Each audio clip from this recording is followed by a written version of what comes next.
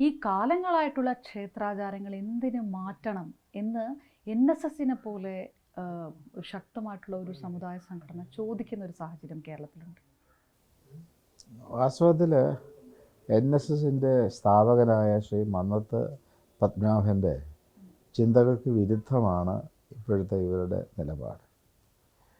മന്നത്ത് പത്മനാഭൻ പരിഷ്കാരങ്ങളെ പൂർണ്ണ മനസ്സോടുകൂടി ഹൃദയത്തോടുകൂടി ഉൾക്കൊണ്ട ഒരു മഹാനാണ്. ക്ഷേത്രപ്രവേശന വിളംബരം വരുന്നതിന് മുൻപ് അദ്ദേഹത്തിൻ്റെ അധീനതയിലുള്ള ഒരു ക്ഷേത്രം എല്ലാ ഹിന്ദുക്കൾക്കും വേണ്ടി തുറന്നു കൊടുത്ത ആളാണ് മന്നത്ത് പത്മനാഭൻ.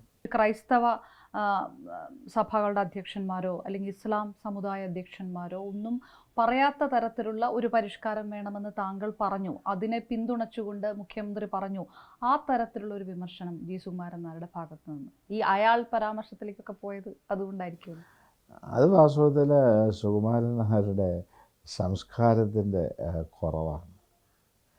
അദ്ദേഹം വാസ്തവത്തിൽ ഒരു സന്യാസിയെക്കുറിച്ചോ ശിവഗിരി മഠത്തെ സംബന്ധിച്ചോ ഒന്നും അങ്ങനെയുള്ള അഭിപ്രായം പറയാൻ പാടുള്ളതല്ല. ഞങ്ങളാരും സുകുമാരൻ നായർ അടക്കമുള്ളവരെ ആ രൂപത്തിൽ സംബോധന ചെയ്യുകയോ വിമർശിക്കുകയോ ഞങ്ങൾ ചെയ്യാറില്ല.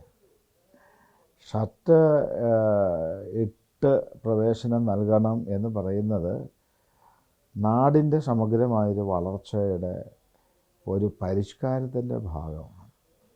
നമ്മുടെ ഒരു അപരിഷ്കൃത ജനതയായി എക്കാലം കഴിഞ്ഞാൽ പോലെ